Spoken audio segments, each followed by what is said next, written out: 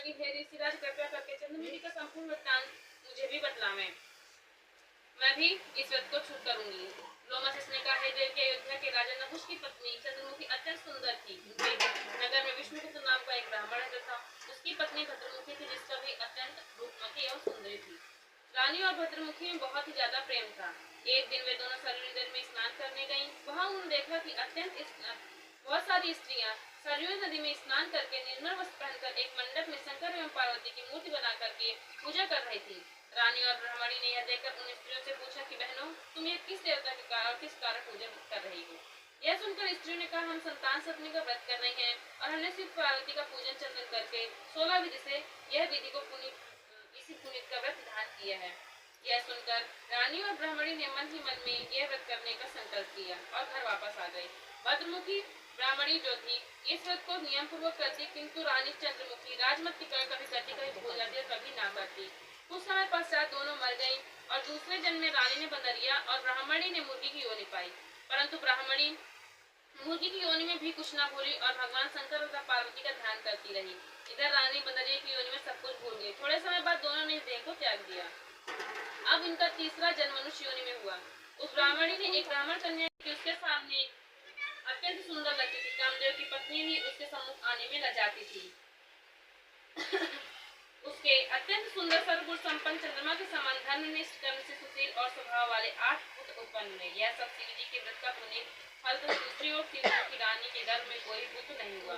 वह भी संतान दुखी रहने लगी और ब्राह्मणी में जो प्रीत पहले जन्म थी वह आज भी बनी रही।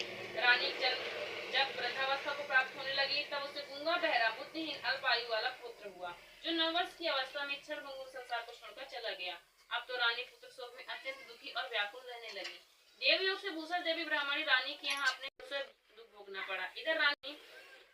इधर रानी उस पंडितानी के सुख वैभव और 8 पुत्रों को देखकर अपने मन ही मन में ईर्ष्या करने लगी। उसके मन में पाप उत्पन्न हुआ। उस ब्राह्मणी ने रानी के संताप को दूर करने के लिए अपने नित 8 पुत्रों उसके पास छोड़ दिया।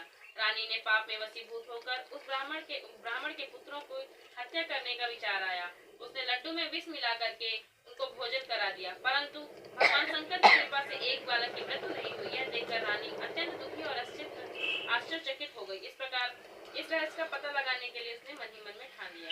भगवान की पूजा से निवृत्त होकर भूषण देवी जब वापस आई तो मैंने तेरे 8 पुत्रों को मारने के लिए जहर मिलाकर लड्डू खिला दिए, फिर भी तेरे में एक भी पुत्र नहीं मरे।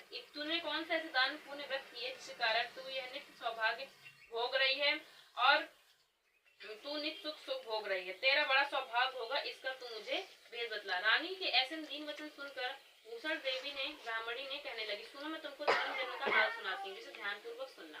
पहले जन्म में तुम राजा नहुष की पत्नी थे, तुम्हारा नाम चंद्रमुखी। सपने का व्रत शिव जी का पूजन अर्चन कर देकर उत्तम व्रत करने की प्रतिज्ञा की, किंतु तुम सब कुछ भूल गई और तुम्हें झूठ बोलने का दोष लगा कि तुम आज भी भूल गई हो। मैंने इस व्रत को आचार विचार सहित नियम पूर्वक सदैव किया, आज भी करते हुए दूसरे जन्म में तुम बदलिया, मुझे मुर्गी की योनि मिली। भगवान शंकर की कृपा से इस व्रत का प्रभाव भगवान के इस जन्म ही ना भूली और निरंतर इस व्रत को करती रही।